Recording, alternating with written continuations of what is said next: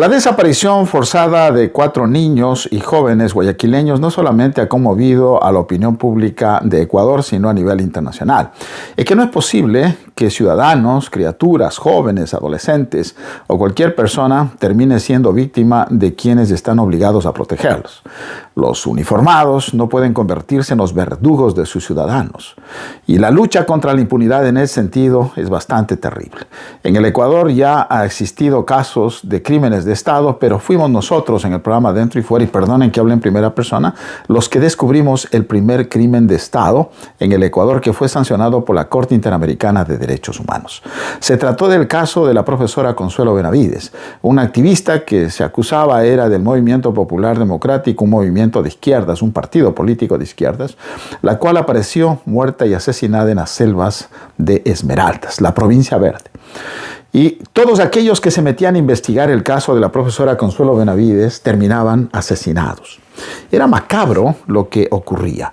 Se decía que había un grupo, un escuadrón de la muerte dentro de las Fuerzas Armadas que se dedicaba a asesinar. Y nadie quería, ni por asomo, investigar qué es lo que había ocurrido con la profesora Consuelo Benavides, por las razones que les expongo. El que se metía a investigar este caso terminaba en un féretro, terminaba en el sepulcro. Pasaron los años y nosotros comenzamos a investigar hasta que un día hicimos equipo, nada más ni nada menos, con el ex premio Nobel de la Paz, Adolfo Pérez Esquivel.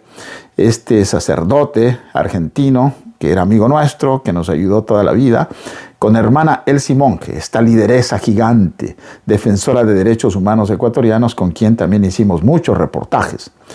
Elsie Monge y también Adolfo Pérez Esquivel se pusieron manos a la obra y trabajamos. Y cuando todo el mundo negaba que era un crimen de Estado, pues dimos con los muertos. Miren ustedes la ironía. Dijeron que una serie de elementos de patrullaje y de tropa de la Armada Nacional estaban muertos y que evidentemente era imposible lograr el testimonio de ellos. Pero logramos contactar con los muertos. Y los muertos un día hablaron, aparecieron en mi programa de televisión en Dentro y Fuera y dijeron textualmente, sin audio en off, sin presentar nada, dijeron: soy el cabo Vélez, uno de ellos, ¿no? Se llamaba José Vélez.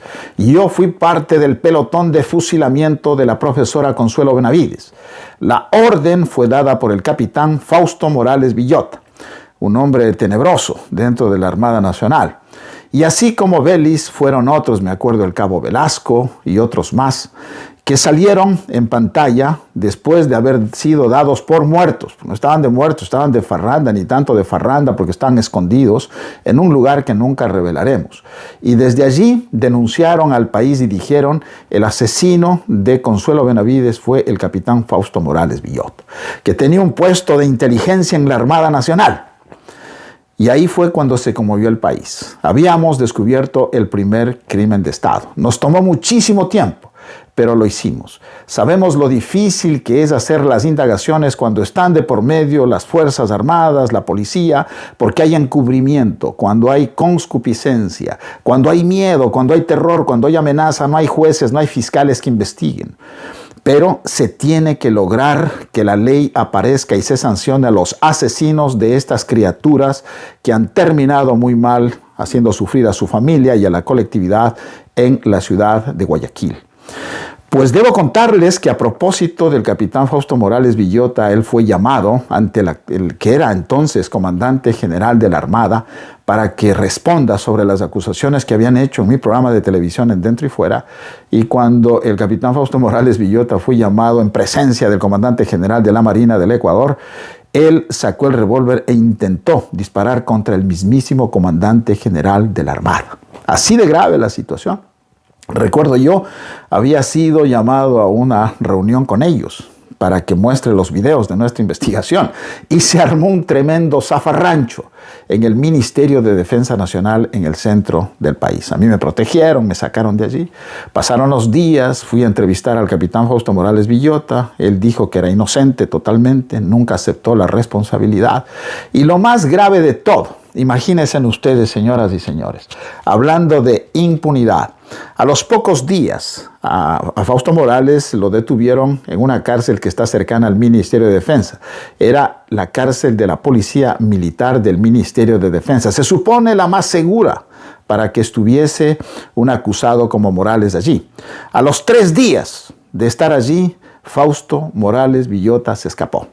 Y desde entonces hasta hoy nadie ha dicho dónde está ni qué ocurrió.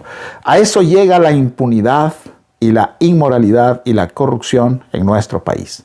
Prohibido olvidar, como dice por ahí alguien. Estas son las cosas que quedaron como cabos sueltos en los derechos humanos ecuatorianos. Ya no está Adolfo Pérez Esquivel, ya no está Elsie Monge, y yo creo que a propósito de lo que ha ocurrido con estos niños, con estos jóvenes guayaquileños, hay que recordar que los ecuatorianos tenemos memoria y que no vamos a aceptar jamás que haya impunidad en el caso de estos jóvenes, de estas criaturas guayaquileños que exigen al menos justicia. Porque ya no podemos volverles a la vida, pero al menos hagamos justicia. Que haya paz en su tumba.